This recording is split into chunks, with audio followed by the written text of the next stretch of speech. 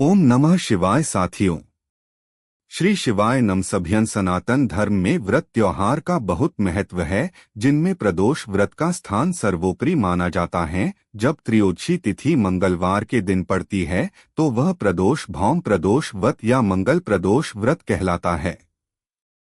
यह एक ऐसा संयोग है जिसमें भगवान शिव की पूजा करने से अभूतपूर्व फल की प्राप्ति होती है। भौम प्रदोष वह पावन अवसर होता है जब संध्या काल में यानी प्रदोष काल में भगवान शिव की पूजा अर्चना की जाती है और भगवान इस समय भक्तों पर प्रसन्न होते हैं। त्रिदेवों में सर्वश्रेष्ठ भगवान शिव का प्रिय समय जिसमें वह नित्य करते हैं। साथियों, आपको बता से कि प्रदोष व्रत के लिए सुबह जल्दी उठकर स्नान करें और भगवान सूर्य को अर्घ्य दे। शाम को प्रदोष काल में फिर से पूजा करें और शिव चालीसा का पाठ करें, शिव आरती करें और प्रदोष व्रत कथा सुनें। त्रयोदशी तिथि पर भगवान शिव की पूजा विधि। पंचामृत, दही, दूध, शहद, घी और गंगाजल का मिश्रण से शिवलिंग का अभिषेक करें। गंगाजल से भी शिवलिंग को स्नान कराएं। पूजन सामग्री: बेलपत्र, धतूरा, भांग, शमी पत्र, फूल, फल, धूप, दीप और नैवेद्य भोग अर्पित करें। भगवान शिव को मिठाई, फल, खीर, पंचामृत आदि का भोग लगाएं। नमः शिवाय मंत्र का जाप करें। शिव तांडव स्तोत्र या शिव चालीसा का पाठ करें। घी का दीपक जलाकर शिव आरती करें। शाम को सूर्यास्त के समय प्रदोष काल में भगवान शिव की पूजा करें। प्रदोष व्रत कथा सुनें। पूजा में हुई गलतियों के लिए भगवान शिव से क्षमा मांगे। पूजा के बाद प्रसाद का वितरण करें। महत्वपूर्ण बातें: प्रदोष व्रत के दिन सात्विक भोजन करें और मन को शांत रखें। पूजा के दौरान तामसिक वस्तुओं से परहेज करें।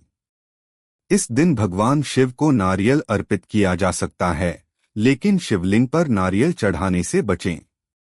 तुलसी दल, सिंदूर, केतकी के फूल और हल्दी शिवलिंग पर चढ़ाने से बचें। साथियों, व्रत कथा इस प्रकार है। एक समय की बात है। एक नगर में एक वृद्धा रहती थी। उसका एक ही पुत्र था।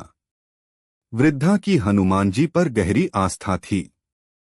वह प्रत्येक मंगलवार को नियमपूर्वक व्रत रखकर हनुमान जी की आराधना करती थी। एक बार हनुमान जी ने अपनी भक्तिनी उस वृद्ध महिला की श्रद्धा का परीक्षण करने का विचार किया। हनुमान जी साधु का वेश धारण कर वृद्धा के घर गए और पुकारने लगे, है कोई हनुमान भक्त जो हमारी इच्छा पूर्ण करे? आवाज उस वृद्धा के कान में पड़ी। पुकार सुन वृद्धा जल्दी से बाहर आई और साधु को प्रणाम कर बोली, आज्ञा महाराज। हनुमान वेशधारी साधु बोले, मैं भूखा हूँ, भोजन करूंगा, तुम थोड़ी जमीन लीप दो। वृद्धा दुविधा में पड़ गई। अंतत हाथ जोड़कर बोली, महाराज, लीपने और मिट्टी खोदने के अतिरिक्त आप कोई दूसरी आज्ञा दें, मैं अवश्य पूर्ण करूंगी। साधु ने 3 बार प्रतिज्ञा कराने के पश्चात कहा, तू अपने बेटे को बुला, मैं उसकी पीठ पर आग जलाकर भोजन बनाऊंगा। यह सुनकर वृद्धा घबरा गई, परंतु वह प्रतिज्ञाबद्ध थी। उसने अपने पुत्र को बुलाकर साधु को सौंप दिया।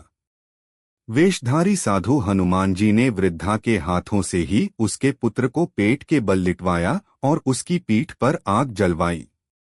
आग जलाकर दुखी मन से वृद्धा अपने घर में चली गई। इधर भोजन बनाकर साधु ने वृद्धा को बुलाकर कहा, उनका भोजन बन गया है, तुम अपने पुत्र को पुकारो ताकि वह भी आकर भोग लगा ले। इस पर वृद्धा बोली, उसका नाम लेकर मुझे और कष्ट न दें। लेकिन जब साधु महाराज नहीं माने तो वृद्धा ने अपने पुत्र को आवाज लगाई। वह अपनी मां के पास आ गया। अपने पुत्र को जीवित देख वृद्धा को बहुत आश्चर्य हुआ और वह साधु के चरणों में गिर पड़ी। तब हनुमान जी अपने वास्तविक रूप में प्रकट हुए और वृद्धा को भक्ति का आशीर्वाद दिया।